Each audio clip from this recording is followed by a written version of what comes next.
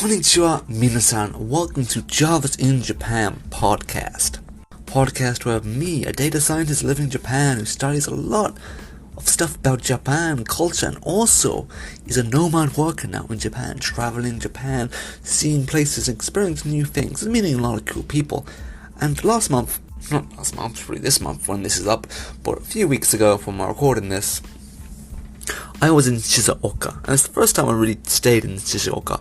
And I was there, to do dress hopping, see new places, but one reason I went there is to go and see a shrine. Kunoutousyougu is basically a shrine up a hill. 1,000 steps to get up to this shrine, and it's one of the best shrines, I think, in Japan, and it's got quite a lot of meaning in Japanese history. As well, Tokugawa Ieyasu is enshrined here.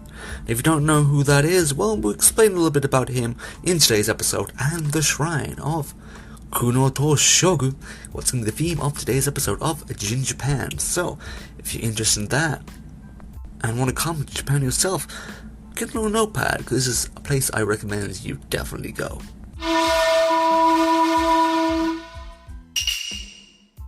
Kunoutousyougu, it's Kuno Mountain. Kuno-san. So Kuno is basically the name of the mountain, but you say San, where it's to this mountain Yama at the end of it, and it goes Kuno-san.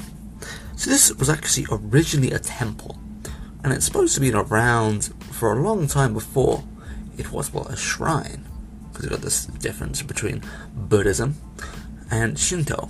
And this has been around since one of the first Buddhism came to Japan, since the 7th century, and it was a key part of some of the early trade routes in the Kamakura period, where the first sort of samurai shoguns took over.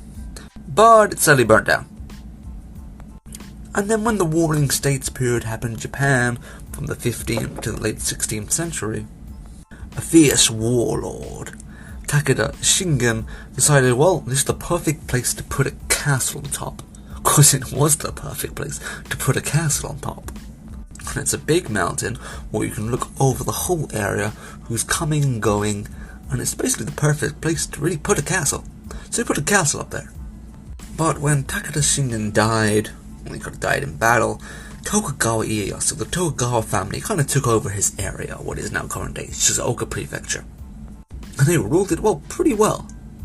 And if you don't know who Tokugawa Ieyasu was, in sort of the Japanese warring states, when Japan is basically in a period of civil war, 3 heroes really emerged from the sort of central area of Nagoya, which is current-day Aichi Prefecture.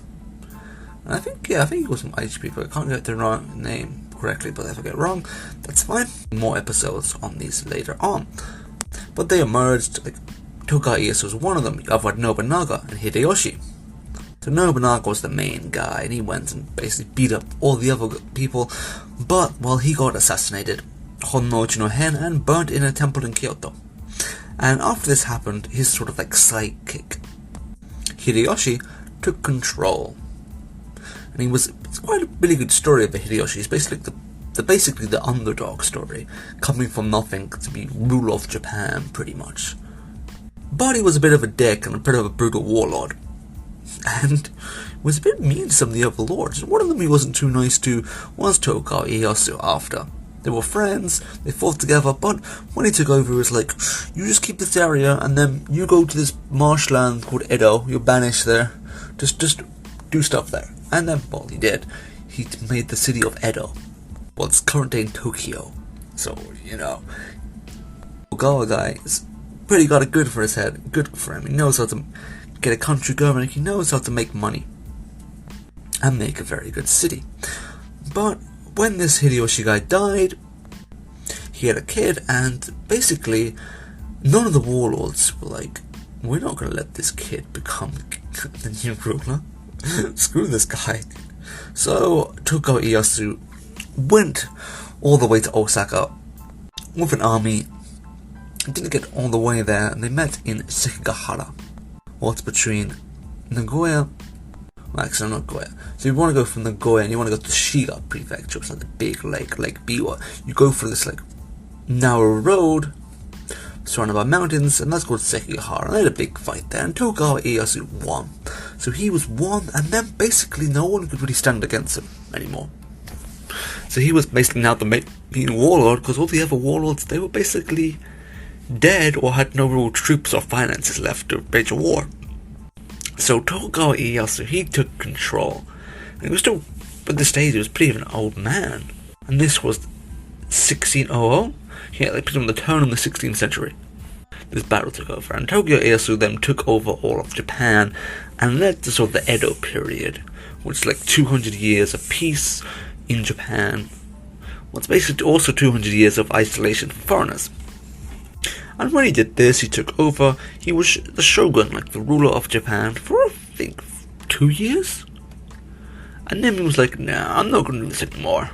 I'm just going to chill in this place called Shizuoka and just drink lots of tea and like great views of Mount Fuji. And that's what he did for the rest of his life. So when he died in 1616, he wanted to continue protecting his people. He wanted to continue protecting the people of Edo, his fellow people in Shizuoka. So he had an idea to become a god. And this is where it gets interesting, because this is when it gets to the foundation of Kunoutousyougu and the Shogu shrines, or the Tousyougu shrines. Because it's not the only one of these brands. We also have Nikkou Tosyougu, the famous shrine in Nikkou, with the very, very famous gold gate. But there's a connection between these shrines. That is, if you go from Nikkou Tosyougu, and take a line, and put that line in Kunoutousyougu, it crosses Mount Fuji, like over the top. And then if you take the North Star, from the gates at Nikkou Tosyougu, it goes all the way down to Edo, where it's current day Tokyo, and it goes to the Imperial Palace, what used to be Edo Castle. So it's like he ascended to godhood, and then for all these sort of spiritual star signs, he placed shrines in such a way that, well, he could maybe, if this is all true and real spirituality, he could ascend to a god, he could continue protecting the people of Edo and Kanto regions on his death. And this, the associated shrine where his body is buried, is Kunoutousyougu. Yeah, I said it too fast there. Kunoutousyougu. And so, it's a very well kept and pretty shrine, and well, he had 200 years of peace. He's a very important character in Japanese history. And well, he's definitely, when you look at the shrine, ascended to a godhood in some way. Because it's very, very pretty. So now let's get the history about the shrine. Let's talk about actually how I got to this shrine. So when I like traveling shrines, I like to make them a bit more, well, more than just take a bus, a car, or a train and just walk up, done. I like a bit more physical activity, and this one's great for that. So first off, I was staying in a place called Mochimune. What's to the east, from the west side, far west side of Shizuoka City. So I took a bike from there. Not really a bike, it was more like one of those travel bikes, with small ones with no gears, very slow. And I took a bike all the way to the shrine. Basically, you go all along the seafront of Shizuoka City, and it took about 45 minutes. It was like 15k on this tiny bike. So I arrived there on this tiny bike. I didn't really realize that how many steps there were.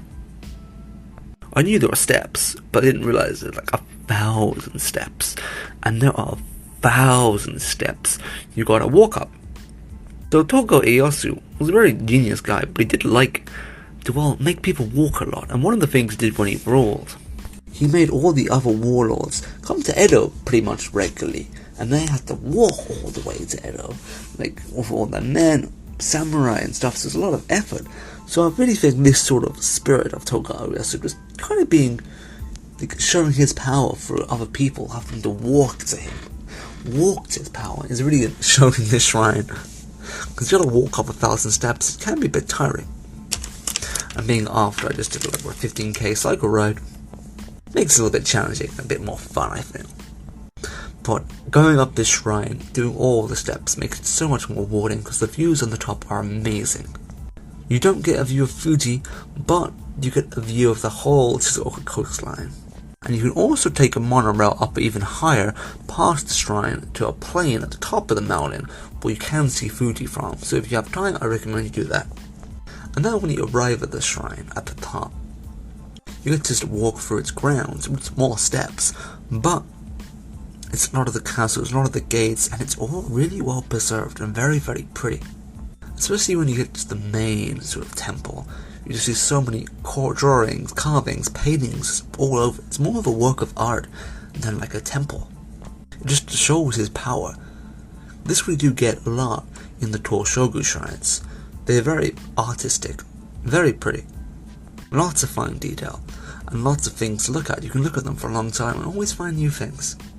But there's one thing you can't miss when you come to this shrine, is that you've got to walk behind it. Because when you walk behind the main shrine, there's, another little pathway you need to go down.